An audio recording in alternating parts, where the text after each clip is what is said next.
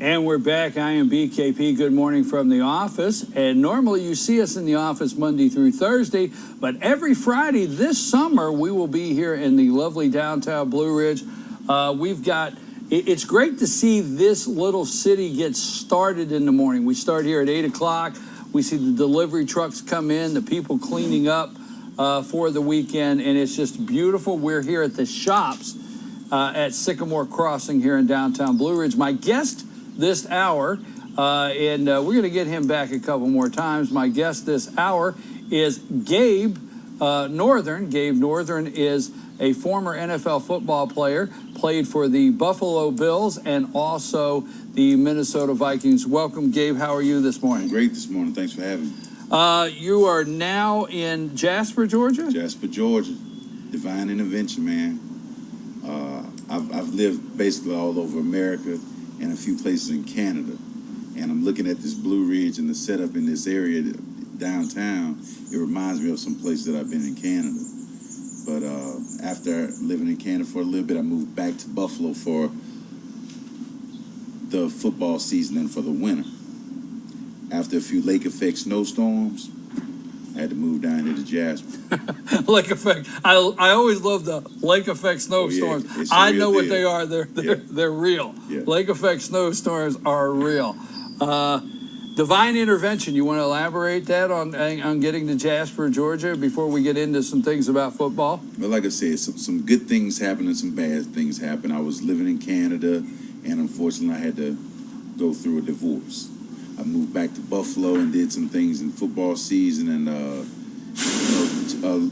some of the things that happened to me happened to a whole lot of other players, a lot of NFL players, where people make promises and tell you they'll do some things, and a lot of times we end up holding our deal, our end of the deal, and other people don't. So because of that, the lake effect snowstorm, I wanted to get closer to family. I ended up in Jasper, Georgia, and that's one of the main things that I can say about the people that I've met since I've been here. When they say they're gonna do something, more times than not, it's done.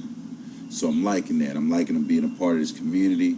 I'm helping out with the football team. I have my own business that I run, and I'm just living the dream. We're going to talk about, welcome to North Georgia. Let me say that. We're glad to have you here.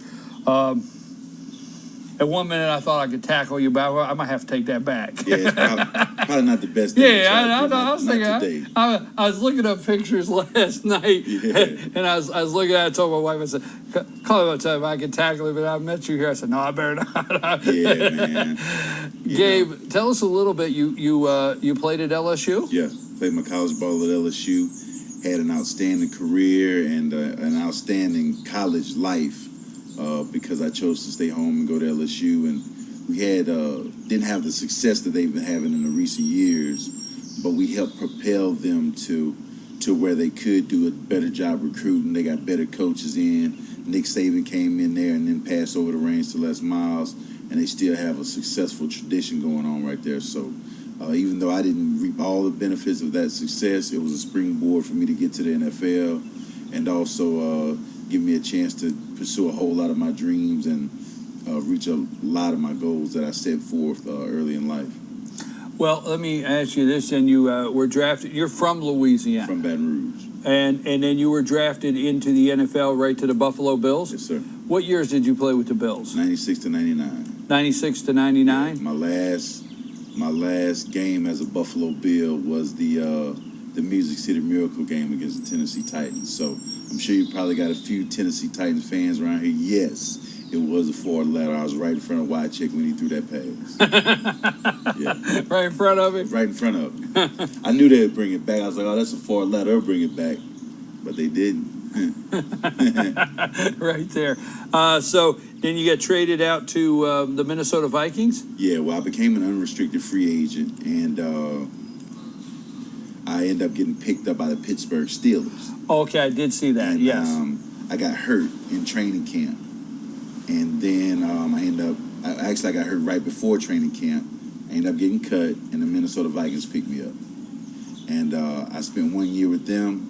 Man, it really wasn't a good fit, and I was starting to get injury prone, so that's when I knew my career was over. But, that's what led me into the field that I'm in now, where I mix football and yoga, because I feel like if I had that blend as a ball player, I could have reached my goal of playing 10 years. I wanted to play 10 years of NFL football. And because of some of the lessons that I learned spiritually, mentally, and physically through yoga, I've been able to at least become a better coach. I wasn't able to play no more, but one of the things you learn when you start taking yoga, especially hot yoga, the first thing you do is you close your mouth. I was one of the guys that if somebody said something to me, I was going to say something back. And since I was most of the time bigger, I was probably going to say it a little bit bigger and a little bit louder. And that happened to be one of my downfalls as it came to me signing my next contract. Also, the injuries to my hamstrings and to my lower back, that's what led to my career ending as well. So the lessons that I learned in yoga, to close your mouth and examine yourself first before you lash out, or to have more discipline and more respect for my surroundings and my fellow man. The depth and the knowledge of self to know when I have an injury and how to help myself heal faster. That's what I get from the yoga that I didn't have, that people talked about before, but I didn't have the mindset to look into it as a youngster. Let me ask you a question. When you say lash out, who are? Can you share with us who are some of the people on the field that you had some words with during the game, or can you share some of those moments? I had some good moments, some good trash talking moments. Well, that's where I was getting to. I didn't want to say it. Yeah. Tell us a little bit about that field. Can you? Say it. I'm a self-proclaimed best smack talker that you're gonna come across right now. I've perfected the art. I'll keep it under wraps right now, but the trouble came though when I lashed out at a coach. And now being a coach, I understand why I should have just shut my mouth, because he was right. And even if he wasn't right, he still was the authority. And I should have swallowed my pride and held my tongue, and I could have enjoyed a better career. So that was the main thing about the lashing out. I got kicked out of games on every level: pee-wee, high school, college, and pro, for fighting during the games. Now I have to teach my players to not do the same. So that's something that you struggled with all the way through, from pee-wee all the way through. Well, it wasn't. It was more about the respect, and that's what the game is about. When you hear all these it's about the respect of the fellow man and the opponent, of the respect of your teammates and your opponents. So most of the time when I got in fights on the field, it was because I felt like I didn't get the respect that I deserved for the position that I was playing, or for the task that I was doing, because I planned on I wanted to be fundamentally sound.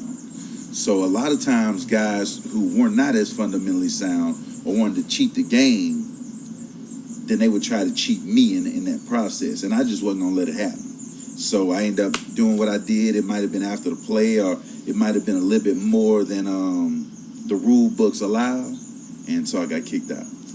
Okay, I give us a couple. Give us a couple players that were tough that you went up against in your NFL career. Some guys that you respect today, the games you played, that you say, you know what, I got to give this guy the respect. This is a guy that I went after me all day long. Because a lot of times I've talked to John Davis. It was with the Buffalo Bills. I've heard of that guy. Yeah, I want to meet him. Yeah, he was with the Buffalo Bills, and in fact, he has 4 AFC championship rings. Yeah. He lives down in Marietta. Yeah. And then a gentleman, I've lost his name. He was with the Browns, but I've heard these guys talk about when you go into a game, there's that one player or somebody, and you go at it all day long. That game is about you and that person going at it. Or who are some of the situations or people that you went up against that you have respect for today that you really played against some of the hard? toughest guys that I went against, the first big guy that I went against that I was like, man, I can't even do nothing with this dude, was a guy named Jumbo Elliott. Yeah. All right. Yeah. Jumbo Elliott, he was a big old dude, man, and I was just a rookie at the time. I couldn't do much with him. The toughest dude, though, of all that I played against, that was just a nasty Brahma bull in there, was Willie Rofe. And Willie Rofe and I had the same agent. So when we played against each other, and he was doing me like he was doing me, I'm like, come on, man, I thought we was buddies. He didn't care about that. He didn't care about that. He was nasty. He was on the field. He was nasty, man. And I'll tell you a guy who was under the radar, one of the tougher guys, but he's in the Hall of Fame. That's Curtis Martin. Yes. Curtis Martin ran the ball hard, man. He could do it all, and he just never really got that number one top running back of the year award, because he was during the time of Emmitt Smith, Barry Sanders, exactly. those guys, the bus. But Curtis Martin, he was tough, man. What are some of the you just named the Tennessee Titan game? What are some of the biggest highlight games that you remember in your career? Oh man, my biggest game probably was a Monday night game we played on. Of course, on Monday night, but we played the Dolphins down there, and we always had some battles against Jimmy Johnson and Dave Wannstedt and those guys at the time.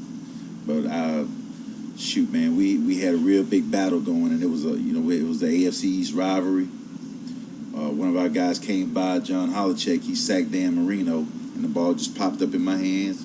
I ran it back for a touchdown. It was just there. It just popped up. And that's football. You don't know when you might get that gift, right? Marv Levy used to always say, it's when preparation meets opportunity, you have to capitalize. You talk about confrontation with coaches and authority, and I'm hearing that in the conversation. What was it like to play for Marv Levy?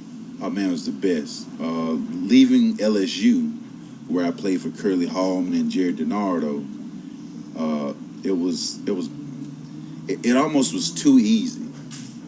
It almost was too easy because of Marv's personality, and then after Marv retired, then Wade Phillips' personality.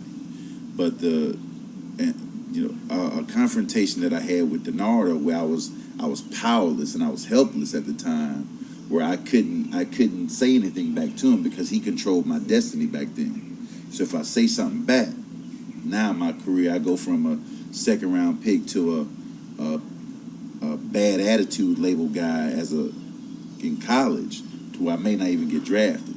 So I made a vow that I wouldn't let a coach talk to me like that again once I had some money.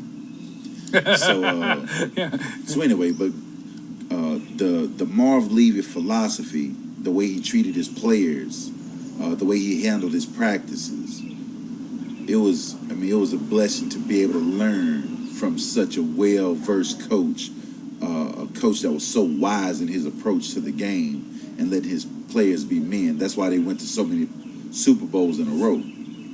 So, and then to go from Wade, you see Wade, he just won a championship with the Denver Broncos. Right. It's a reason for that, because of the way Wade handles his business as a coach and as a family man. He creates an atmosphere where everybody has a chance to be successful. Everybody has the opportunity to make plays. And when you do that, your team is going to be tighter, and they'll stick together, and everybody's going to hustle more on that one play, because you never know when that preparation is going to turn into your opportunity. Well, Gabe, you were a second-round draft pick out of LSU. Let's go to one more level here. You talk about the respect for coaches, respect for authority. How important is it for young people? Let's talk to young people for a minute. To be what I call a coachable kid. Yeah. Well, how important, and what are you trying to apply now to young people that you've gone through in your career? I'm going to say this one to the camera. Look, kids, if you're out there and you're trying to get recruited, you listen to your coaches and listen to your parents. And no, we're not always right, but you listen first. Listen first. Close your mouth and listen first. And then you can have a better opportunity to make a better decision if you just listen first. examine yourself first, and then we can project better into what we send out. And that's some of the things, the discipline, the love, and the respect of the game. You can find the same in yoga, and that's why I've combined the two. The discipline, the love, and the respect of the game is the same as what you develop in yoga, and it's about let me see how I can better myself in this space, and then I can send off better vibrations. In yoga, you also are taught that when you inhale that breath, you sit up, your chest out, and your shoulders back, and you stand proud.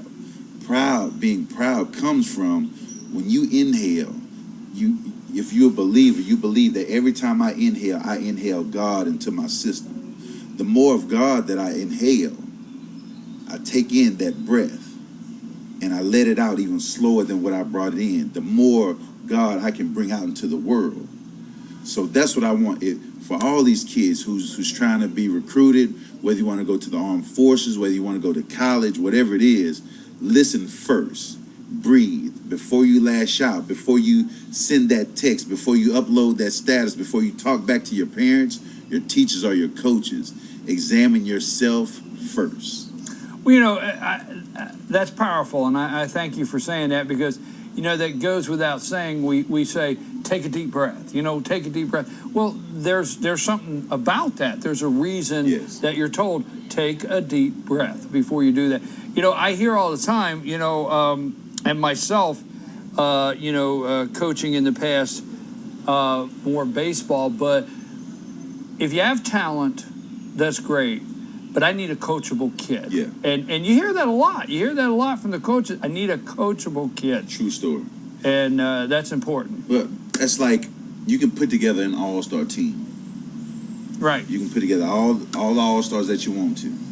And then you can put that all-star team that's been together for a little while against a good team that's been together for a long time, that shares that discipline, that respect, that camaraderie that another team has not developed. That mediocre team is going to beat those all-stars more times than not because of their cohesiveness and their ability to be coached. Let the egos go, because that's what gets us in trouble, is the ego. We got to let that go, so then now we can achieve harmony within ourselves. Okay, let's bring this all together. We're talking to Gabe Northern. Gabe is a former NFL football player that now lives in Jasper, Georgia, played for the Buffalo Bills, a brief trip to Pittsburgh, and then on to the Minnesota Vikings before finding himself in Jasper, Georgia. So let's wrap that up with that today. What are you doing in Jasper, Georgia? What's going on in Gabe's life now? I'm in Jasper, Georgia, and I just opened a health and wellness spot out there. Right up there at the Jasper Junction. It's called Zoology, or the House of Zoology. So people come to my house or my place of business, and you either hang out or you work out. It's up to you. Most of what we do, we start. I'm a hangout kind of guy. Well, come on by. We start and finish with yoga. Sometimes we go all the way through with yoga. It's more based on the needs of that individual or the needs of that group. So we start and finish with yoga, and then we have 4 quarters that we go through, different drills, some footwork, some squats. It's just normal functional fitness. That's what I try to create, an environment of functional fitness where people can have fun, not too much crazy stuff. People's all hurting themselves and cutting their knees up, blowing out a knee. We don't do that. We take it nice and easy at your pace. Everybody's not going to be able to work out and look like me or do the same weight that I do. But I've taught little girls that are 4 years old. I've taught them in the same class with a grandmother who's 74 years old. So everybody can learn it. I figure everybody can get something out of it. And besides that, I just started working out and hanging out with the Pickens County football team. And you hanging out with Chris Parker? I'm hanging out with Chris Parker. Edit that out of the show. No. Hey, man. Chris is first class, ain't he? Hey, man, Chris is first class. I've seen a whole lot of football. Yeah. And I told Coach, man, I like this whole setup, how he's doing everything, and how he and his coaching staff have welcomed me. Not only the coaching staff, but the players. I've been over there just a few times, and I've been welcomed over there every time. You know, Coach just let me do what I want to do, and most of what I do is I just teach guys how to stretch. Next time you go over there, you say, Coach, I hear you could really eat some pizza. All right. He'll understand that. We do a football show with the young people.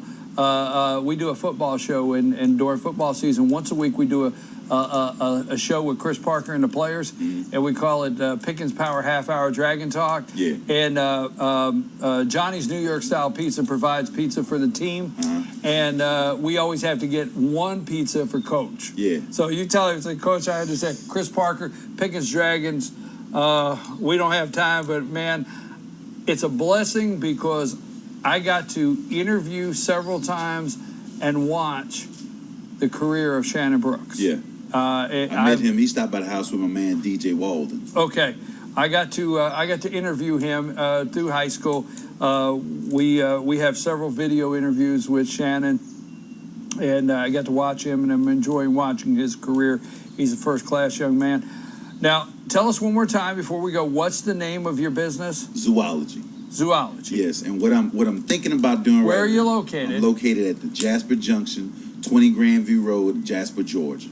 Now, if you don't know where that's at and you want more information, you get in touch with me, BKP at chief@fetyournews.com or 706-889-9700, and we will get you in touch with Gabe.